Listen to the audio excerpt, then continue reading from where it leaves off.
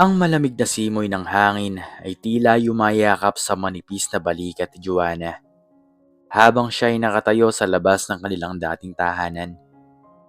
Wala na sa kanya ang dating sigla at pagpapahalaga sa sarili. Ang salamin na dati niyang inihirog ay ngayon kanyang kinakatakutan. Ang mga guhit sa kanyang muka na bunga ng walang tigil na pag-aalala at pagod ay tila mga marka ng kanyang kabiguan. Naramdaman niya ang pagtulo ng luha sa kanyang pisngi, hindi dahil sa sakit ng puso, kundi sa kapaitan ng katotohanan. 20 taon ng pagmamahalan, pag-aalaga at pagsasakripisyo. 20 taon na inilaan niya sa kanyang pamilya, sa kanyang asawa na si Gerald, at sa kanilang mga anak. At ngayon, sa paglubog ng kanyang kabataan, si Gerald ay tila nakahanap na ng bagong mundo. Isang mundong hindi na niya kasama. Joanna. Narinig niyang tawag sa kanya ng isang tinig. Si Gerald. Pinilit niyang hubarin ang mga salitang iyon sa kanyang isipan. Ngunit hindi niya magawa.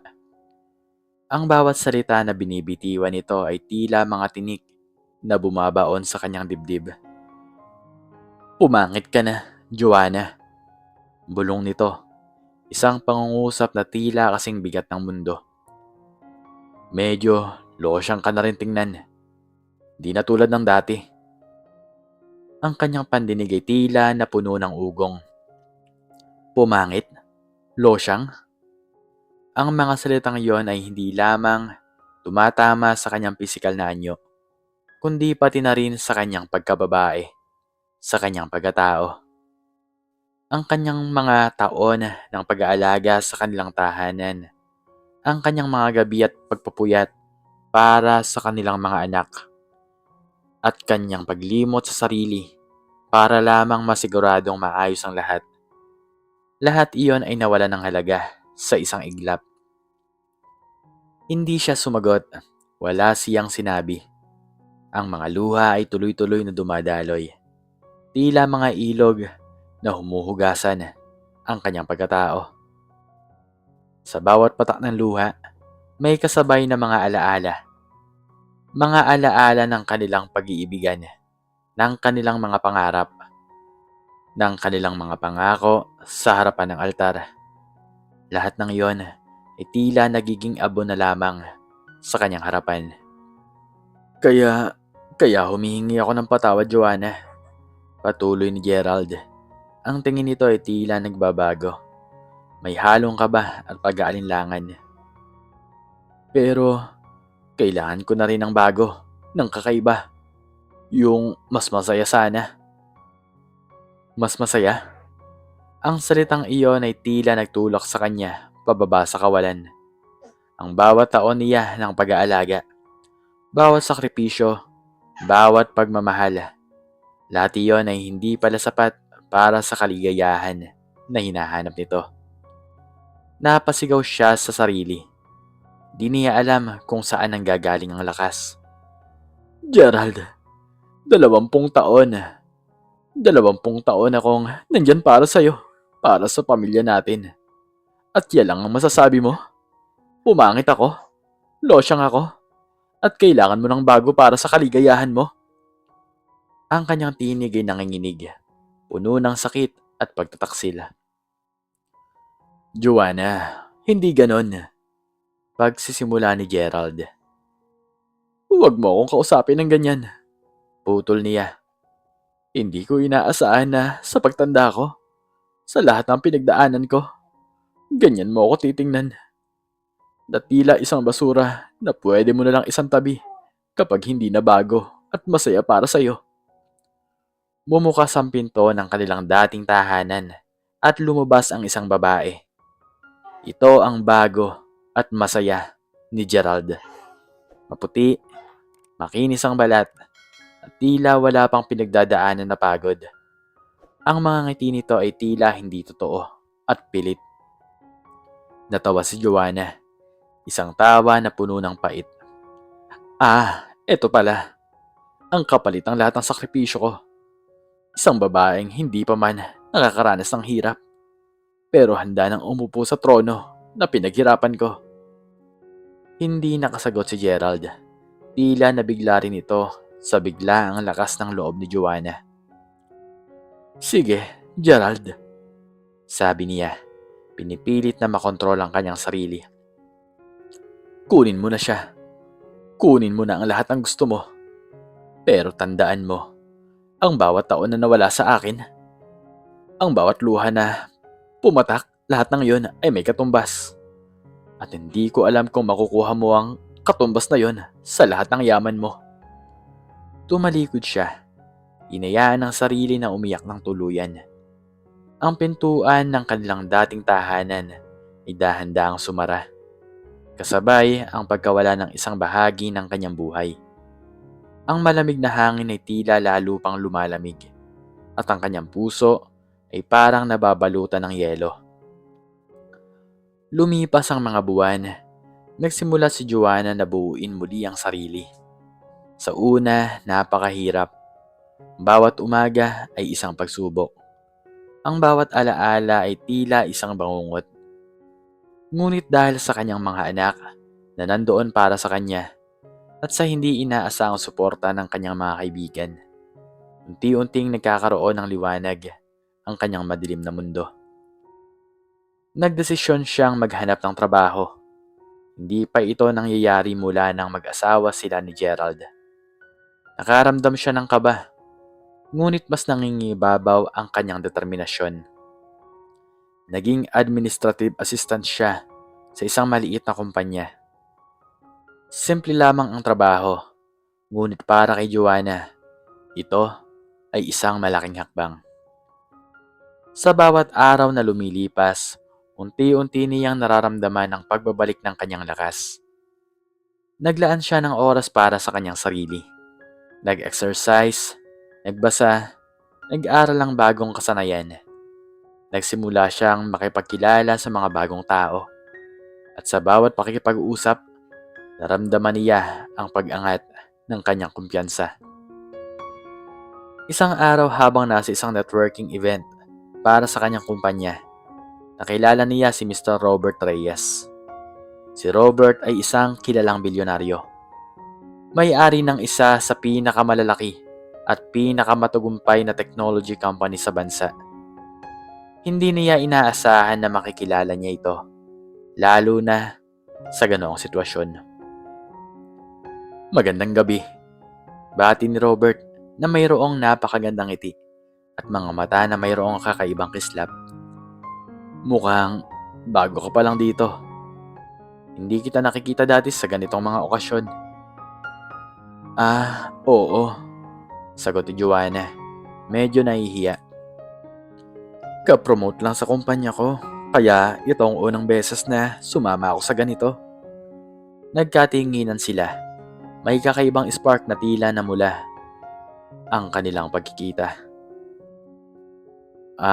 Ako nga pala si Robert, sabi nito sabay lahad ng kamay. Joanna, sagot niya. Tinanggap ang kamay nito. Ang bawat paghawak nito ay hindi lamang malakas, kundi mayroon ding kakaibang init. Sa buong gabi nagkaroon sila ng mahabang pag-uusap. Nagulat si Joanna sa kanyang sarili. Hindi na siya ang dating Joanna na mahiyain at hindi kayang makipag-usap sa mga estranghero.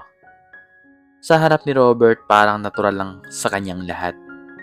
Nalaman niyang interesado ito sa kanyang mga opinyon, sa kanyang mga pananaw sa buhay, at higit sa lahat sa kanyang pagkatao.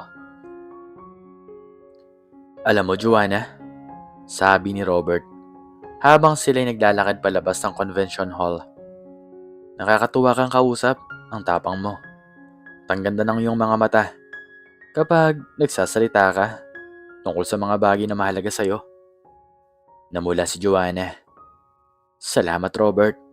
Nakakatuwa ka rin kausap. Hindi ko inaasahan na ganito pala ang mga bilyonaryo. Akala ko, puro trabaho lang kayo. Tumawa si Robert. May mga bagay din kaming mahalaga, Joanna. Tulad ng paghahanap ng tunay na koneksyon sa iba. At sa tingin ko, nakahanap na ako ng ganun sa'yo. Mula noon nagpatuloy ang kanilang komunikasyon. Madalas silang makita, magkape, maghapunan. Bawat araw na lumilipas, lalong lumalalim ang kanilang pagkakakilala. Nakita ni Robert ang dating Joanna, ang babaeng may malaking puso at matatag na paninindigan. Nakita rin niya kung paano ang mga pinagdaanan nito at kung paano ito bumangon. Alam mo, Joanna, sabi ni Robert isang araw habang sila'y nakaupo sa isang tahimik na parke. Hindi ko maintindihan kung paano ka pinalaya ng dati mong asawa. Dahil para sa akin, ikaw ang pinakamagandang babae sa mundo.